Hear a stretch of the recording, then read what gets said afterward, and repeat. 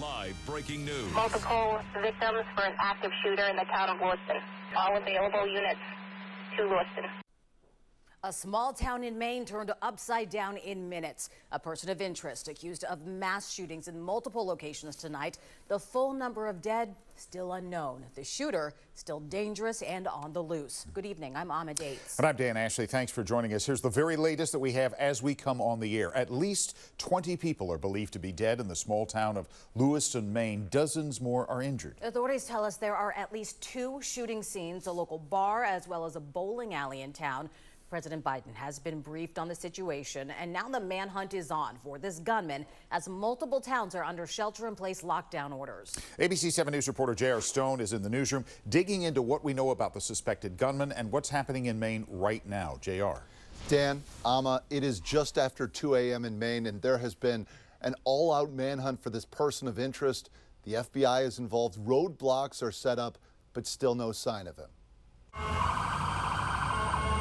Patrol vehicles racing through the streets as a manhunt is now underway in Maine after a mass shooting Wednesday night. We need you to respond to the town of Lewiston. It's going to be spare time recreation for an active shooter incident.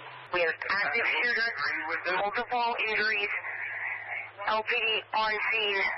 Please state. The search centers around this man, Robert Card, a former firearms instructor with a history of military service. Also, a mental health history, including a 2-week stay this summer at a facility where he allegedly made threats about carrying out a shooting at a National Guard facility. His white Subaru was recovered, but he was not. Card is considered armed and dangerous. He is a person of interest. Authorities say shootings appear to have unfolded at 2 locations, including a local bar and grill and a bowling alley. Some of those scenes were described by first responders. If you could head to the area of Swingies on Lincoln Street and assist the crews over there, they're reporting 16 people with gunshot wounds.